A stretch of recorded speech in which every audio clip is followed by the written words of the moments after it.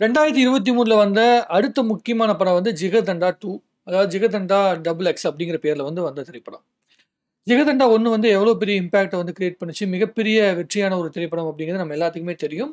நம்மளுடைய பாபி சிம்ஹா அவர்கள் வந்து நேஷனல் அவார்டு கூட அந்த படத்துல வாங்குனாரு. ரொம்ப அழகான திரைப்படம். மதுரைய பேஸ் பண்ண ஒரு கதை. ஒரு இயக்குனர் வந்து ஒரு ஷார்ட் ஃபிலிம் மேக்கர வந்து ஒரு ஒரிஜினல் ஸ்டோரி பண்ணு, ஒரு கேங்ஸ்டர் ஸ்டோரி பண்ணுன்னு சொல்லிட்டு வந்து புடிச்சு சொல்றாரு. அதுக்காக அவரு கிளம்பி போயிட்டு மதுரையில போய் இருக்கிற ஒரிஜினல் ரவுடியோடைய கதைய வந்து படமா எடுக்க போயிட்டு, அந்த ரவுடியே இம்ப்ரெஸ் ஆயி அவனையே ஹீரோவாக்குறது தான் படத்துடைய கதையா வந்து செஞ்சிருந்தாங்க. இப்ப ஜிகர்தண்டா டபுள் எக்ஸ்ல வந்து என்ன கதை வந்துச்சுன்னா, ஒரு போலீஸ் அதிகாரியா ஆகணும்னு சொல்லி ஆசைப்பட்டவன் ஒரு கொலை கேஸ்ல வந்து மாட்டிக்கிறான். கொலை கேஸ்ல மாட்டுன உடனே நீ இந்த ஜெயிலுக்கு போயிடுறான். ஜெயிலுக்கு போயிட்டு இதுலருந்து நீ தப்பிக்கணும் அப்டின்னா வந்து நான் ஒரு ஆள சொல்லுவேன். அவங்கள வந்து நீ கட்டங்கட்டி அவன வந்து கொல்லணும்னு சொல்லி ஒரு 3 பேர கொலை பண்ண அனுப்புறாங்க. அதுல ஒரு ஆள் தான் வந்து பார்த்தீங்கன்னா, எஸ்.ஜே. சூர்யா. அப்படி அனுப்பப்பட்டதுல வந்து லாரன்ஸ் தான் வந்து அவங்க பெரிய டானா இருக்காப்ல. இந்த யானை தந்தத்தலாம் எடுத்து விக்கிற ஒரு டானா இருக்காப்ல. அந்த லாரன்ஸ் வந்து எப்படி வந்து கொலை பண்றதுன்னு சொல்லி பிளான் பண்ணி ஃபர்ஸ்ட் ஒரு பிளான் பண்றாரு. லாரன்ஸ் கிட்ட வந்து யாரோ ஒருத்தவங்க வந்து கருப்பா இருக்கிறத கிண்டல் பண்ண உடனே, கருப்பா இருக்கவன்லாம் ஹீரோ ஆக முடியாது அப்படிங்கிற ஒரு மித்துல வந்து அந்த டைம்ல வாழ்ந்துட்டு இருக்காங்க. இது 1975ல நடக்கிற கதை. ஸோ அப்ப என்ன பண்றாங்கன்னா, நான் வந்து ஹீரோவா நடிக்கிறேன்னு சொல்லிட்டு வந்து கையில காசு இருக்கு. நான் ஹீரோவா நடிக்கிறேன்னு சொல்லிட்டு வந்து பிளான் பண்ணி பண்ணும்போது, டைரக்டர் செலக்ட் பண்ணும்போது, எஸ்.ஜே. சூர்யா டைரக்டரா போயி லாரன்ஸ வந்து இம்ப்ரெஸ் பண்ண போறாரு. இதுதான் வந்து இப்ப பேசிக்கான கதைய வச்சுட்டு, அப்போ அந்த படம் எடுக்கப்பட்டுச்சா? அந்த படம் வந்து என்ன கான்செப்ட்ல எடுக்கப்பட்டுச்சு? அதுக்கப்புறமேட்டு என்ன மாற்றம் வந்து லாரன்ஸ் கிட்ட ஒரு கேங்ஸ்டரா இருக்க லாரன்ஸுக்கு படம் எடுத்ததுக்கப்புறம் என்ன மாற்றம் வந்துச்சு? அப்படிங்கிறது தான் படத்துடைய அ கதையா வந்து எழுதப்பட்டிருக்குது.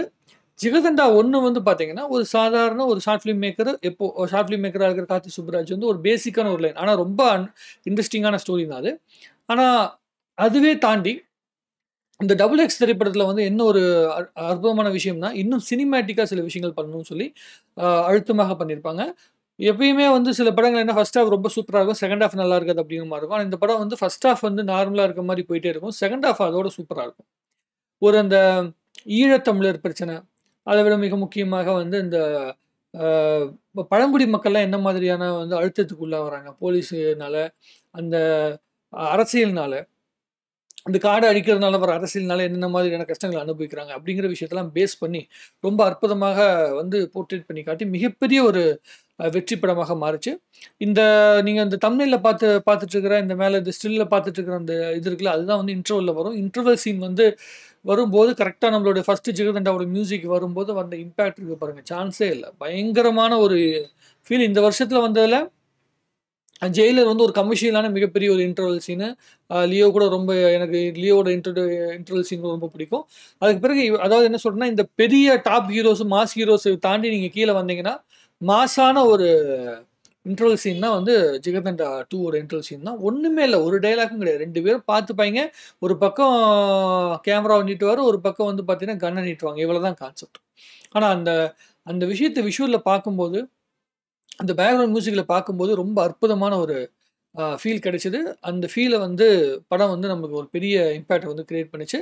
அ ஜிகர்தண்டா ட்ரிபிள் எக்ஸ் கூட வரும் அப்படிங்கிற மாரிலாம் வந்து ஒரு எண்டு கார்டு போட்டு முடிச்சிருக்காங்க. 2023ல வந்த நல்ல திரைப்படங்கள்ல டாப் 10 படங்கள்ல ஜிகர்தண்டா 2 வந்து மிக முக்கியமான ஒரு இடத்த வந்து புடிச்சிருக்கும் அப்படின்னு சொன்னீங்கன்னா, அது மிகையல்ல. கார்த்திக் சுப்புராஜ் அவர்கள் வந்து ஜெகமே தந்திரம் படத்துக்கு பிறகு கொஞ்சம் லேக் ஆயிட்டு இருந்த டைம்ல வந்து இந்த படம் மூலமாக மகான் படம் ஓரளவுக்கு நல்லபடியா பேசப்பட்டாலும், இந்த திரைப்படம் மூலமாக மறுபடியும் மீண்டு வந்திருக்காரு. அடுத்த திரைப்படம் அவருக்கு ரொம்ப நல்ல திரைப்படம் வரதுக்கு உண்டான வாய்ப்புகள் அதிகம். கண்டிப்பா நடக்கும் அப்படின்னு நான் நம்புறேன். உங்களுக்கு இந்த படம் வந்து என்ன மாரி இம்பாக்ட்ட கிரியேட் பண்ணுச்சு? உங்களுக்கு என்ன தோணுச்சுங்கிறத நீங்க கமெண்ட்ல எழுதுங்க. பேசுவோம். நன்றி.